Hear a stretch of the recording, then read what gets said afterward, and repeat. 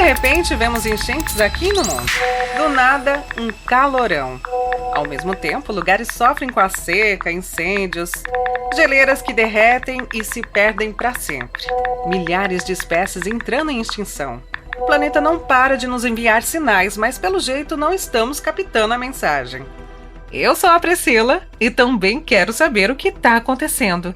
Que é isso de crise climática e ambiental, mas principalmente o que podemos fazer para lutar contra isso.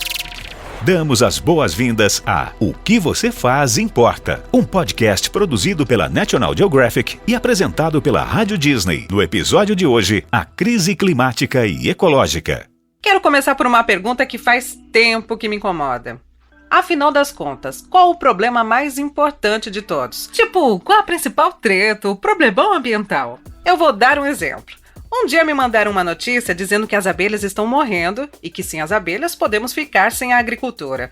Passou um tempo, estavam falando que todos os insetos em geral estão desaparecendo e isso podia alterar todo o ciclo da vida. Resultado: mesmo morrendo de medo, não consigo matar uma barata, um pernilongo. Todo mundo também já viu que, na verdade, o problema são os incêndios florestais e o desmatamento, ou a pesca. Outro dia eu vi um documentário e já pensei, bom, já sei, vou parar de comer peixe e tá resolvido, e isso eu consigo. Mas daí você tá lá pensando em parar de comer peixes e vem alguém que diz que o importante mesmo é deixar de comer carne vermelha. E no final das contas, alguém te avisa que não adianta deixar de comer carne vermelha, peixe, salvar as abelhas, adotar uma barata de estimação, abraçar uma árvore, se continuarmos usando petróleo. Alguém poderia me explicar qual é o problema de verdade? Pri, eu sei que às vezes parece uma doideira, mas pensa que tá tudo conectado. Ou seja, tudo que a gente faz com o meio ambiente, todas as nossas ações, as nossas atitudes e a forma como a gente interage já tá influenciando o que a gente tá vivendo. Mas calma. Respira e não pira, porque tem solução. E eu quero te apresentar também algumas possibilidades de caminhos que a gente pode utilizar para vencer tudo que a gente está vivendo hoje. Eu quero apresentar a vocês a Amanda Costa, minha amiga ativista climática. E além de tudo, é uma jovem embaixadora da ONU. Olha que chique. Ela é uma gênia, salvo quando me olha feio porque eu esqueci uma luz acesa. Me conta, Amanda, quer dizer que não existe um problema que podemos considerar como sendo o grande problema? Mana, às vezes parece que o mundo tá uma loucura, né? E realmente tá. Mas a gente pode escolher uma causa principal para começar a se engajar. E se eu fosse priorizar uma luta, com certeza é a luta em prol do clima. É importante que a gente entenda o que está acontecendo no mundo, entenda esse contexto mega esquisito, desafiador e urgente que a gente está vivendo para promover ações. O que está acontecendo? O que a gente pode fazer? Qual que é o caminho a seguir? Para onde a gente pode olhar? E se a gente não fizer nada, o que vai acontecer? Alguns dados mostram que a gente tem até 2030 para frear o aquecimento global. E como que a gente pode fazer isso? Adotando práticas individuais, engajando grupos, mobilizando em redes e também sendo bem consciente na hora de votar. Porque o que vai salvar o nosso planeta são as transformações políticas. Pera. Vai devagar, senão quem tá ouvindo vai ficar deprimido. Mas quer dizer que a Terra pode entrar em colapso? Como assim? Pri, eu sei. Dói o coração, mas a gente tem que trazer o papo reto.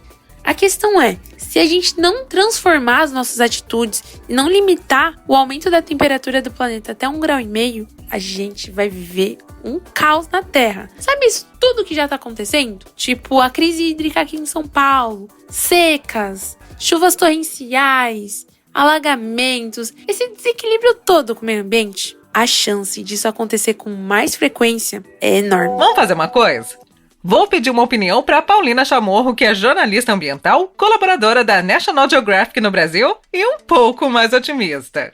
Paulina, a Amanda deixou claro que o aumento da temperatura é o grande problema até 2030. O que você acha? Oi, Priscila. Pois é, tudo indica, a ciência nos mostra que a temperatura vai continuar subindo sim. Aumentar 2 graus já é muito. As consequências não são nada boas, mas quer uma boa notícia? A gente está bem no limite de mudar essa rota. A gente ainda pode fazer a nossa parte para evitar que aumente mais de 1,5 graus, Então pode ir se animando que ainda dá tempo de evitar isso, tá? Ufa, agora você me animou um pouco, mas estou fazendo as contas. E se for ver bem, 2030 já tá aí, daqui 9 anos. Eu ainda vou ser muito jovem.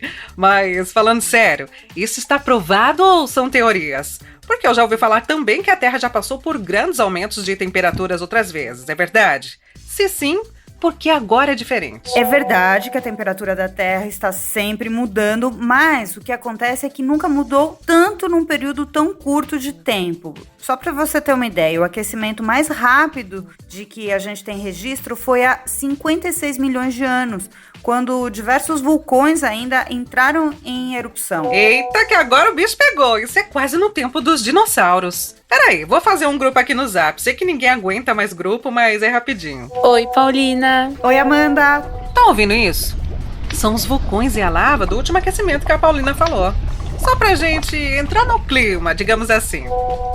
Priscila, uma coisa importante da gente reforçar por aqui é que tem uma grande diferença, né? Esse primeiro grande aquecimento que eu estava falando foi uma ação da própria natureza, do próprio planeta. Mas o que a gente está vivendo hoje é resultado de ações dos seres humanos nos últimos 200 anos, especialmente, né? Nesses últimos 200 anos, a Terra aqueceu 10 vezes mais rápido.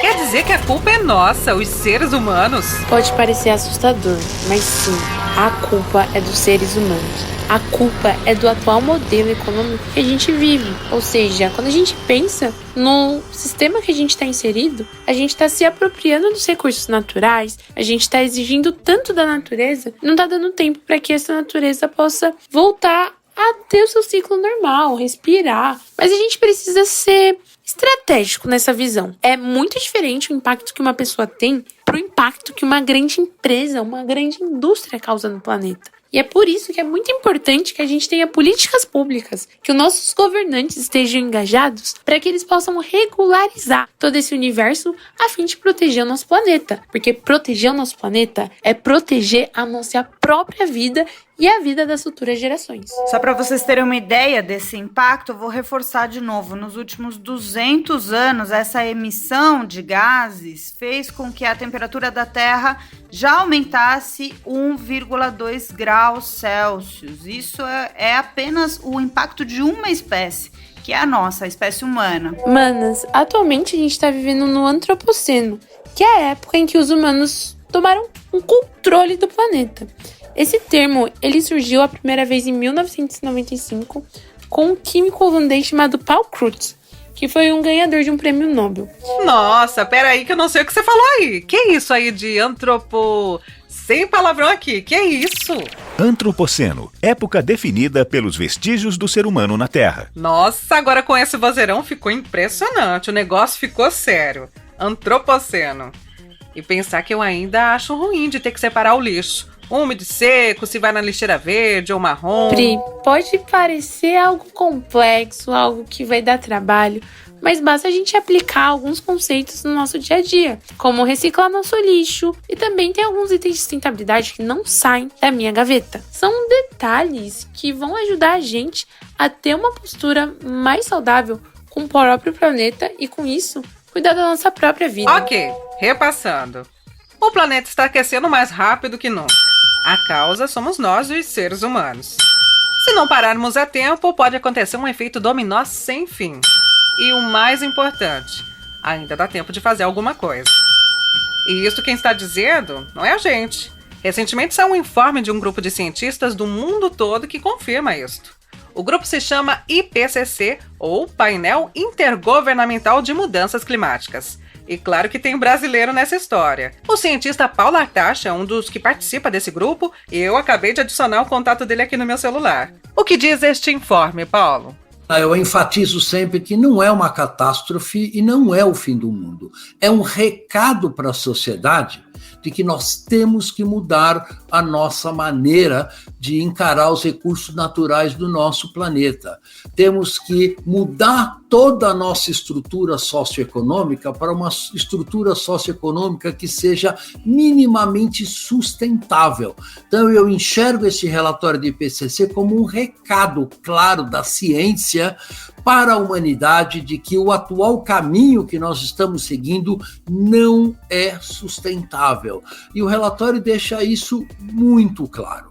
Precisamos mudar os nossos hábitos de consumo, precisamos descarbonizar toda a maneira com que a gente gera e usa energia. E o que é importante, não precisamos de nenhuma tecnologia nova, de nenhuma nova questão que precise ainda ser desenvolvida. As ferramentas estão na nossa mão. Muito chique a gente receber um cientista deste nível aqui.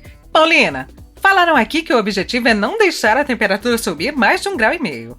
Parece ser um número tão pequeno. Por que 1,5 graus pode fazer diferença? Priscila, esse é um limite de aquecimento que foi decidido nessas reuniões do clima, principalmente a pedido de países menos desenvolvidos, pequenos países, que viram que o aquecimento acima, de 1,5 grau pode ter grandes impactos e consequências talvez irreversíveis, né? Que doideira, né, gente? Saber que 0,5 grau a mais pode fazer uma diferença tão grande. Mas se a gente pensar bem, 0,5 grau é a diferença pra gente estar com febre ou não. Eu acho que eu vou me arrepender dessa pergunta, mas eu tenho que fazer. O que pode acontecer se a temperatura da Terra aumentar 0,5 grau a mais que a meta? Tipo 2 graus. Só 2 grauzinhos. É doido mesmo, Priscila. E ainda mais pensando que é o mundo real hoje, né? Saber que 0,5 grau a mais pode fazer uma diferença muito grande, vai trazer implicações, por exemplo, em inundação de área costeira, risco de abastecimento de água, derretimento do gelo marinho, extinção de espécies e, claro, um desequilíbrio inteiro aí no planeta, né? Muito mais seca, muito mais tempestade, tudo bagunçado. Individualmente, tipo, eu aqui na minha casa, a pessoa que está ouvindo, dá pra fazer alguma coisinha pra ajudar? Dá pra gente desenvolver um monte de ações nas nossas casas e ter uma postura mais sustentável. Vou trazer alguns exemplos. Já pensou em plantar parte da sua própria comida? Eu lembro de um evento que eu fui e eu ganhei uma mudinha de tomate. Sabe aqueles tomatinhos cerejas mega deliciosos? É facinho de cultivar em casa e não precisa de tanto espaço. Basta a gente pensar, o que eu posso fazer que vai cuidar do planeta? Só da gente tomar essas pequenas atitudes, o impacto vai ser tremendo, porque as pessoas ao nosso redor vão ficar curiosas e vão querer saber. E aí a gente pode explicar tudo isso que a gente conversou aqui e mobilizar para também fazer parte da solução. Tá vendo? Não tem solução mágica. E a tecnologia sozinha não vai dar conta de resolver essa crise. Mas estamos em uma corrida contra o tempo para evitar este aumento de temperatura. Vocês estão vendo alguma reação da humanidade? Super, Pri! E o mais interessante é que os líderes mundiais estão engajados nessa causa. Em 2015, eles se encontraram em Paris e formularam o famoso Acordo de Paris, que engaja todos os países membros da ONU, todos os 193 países, para desenvolverem soluções em suas respectivas nações para entender o que eles podem fazer de fato para frear o aquecimento global e lutar contra a crise climática. Além desse engajamento a nível político com esses líderes mundiais, as empresas e a sociedade civil foram atores estratégicos em todo esse processo. Priscila, eu tô vendo muita reação, sim, principalmente vinda dos jovens que estão levantando aí o mundo com diversos questionamentos pela emergência climática, nos fazendo acordar para muita coisa, como, por exemplo, olhar para o nosso próprio consumo, o que a gente precisa ou não precisa. Pode parecer que ali no nosso micromundo não vai fazer muita diferença, mas quando você começa a mudar de atitudes diariamente, isso se torna uma rotina, grandes revoluções acontecem. Bom, gente, vamos aliviar um pouco e falar com uma pessoa que todo mundo adora e sabe muito bem que pequenos passos podem levar a um caminho. E pelo que eu soube, desde sempre ele leva a vida de um jeito bem mais sustentável. É ou não é verdade, Vitor Clay? Oi, Pri! Um grande beijo pra ti, obrigado pelo convite, que honra, que legal. Pô, obrigado mesmo, de coração. Um beijo a todo mundo aí que tá nos escutando, muita luz, espero que todo mundo esteja bem. Eu acredito que sim, porque desde moleque, meu irmão, a gente foi ensinado, sabe, a cuidar dessas paradas pequenas ações pequenas, mas que fazem a diferença, né? O lance de não desperdiçar água, não desperdiçar o alimento, né? Cara, separar o lixo, enfim. Essas coisinhas a gente aprendeu desde moleque, velho, com meu pai e com a minha mãe, que eu agradeço muito, são pais incríveis. É uma cobrança sadia, né? Uma cobrança necessária, que vira uma coisa natural da nossa vida, né? Então acredito que sim, mas olha, tem muito que aprender, tem muito que evoluir. Quero evoluir nisso, sabe? Cada vez mais ter uma vida, um jeito mais sustentável de viver, né?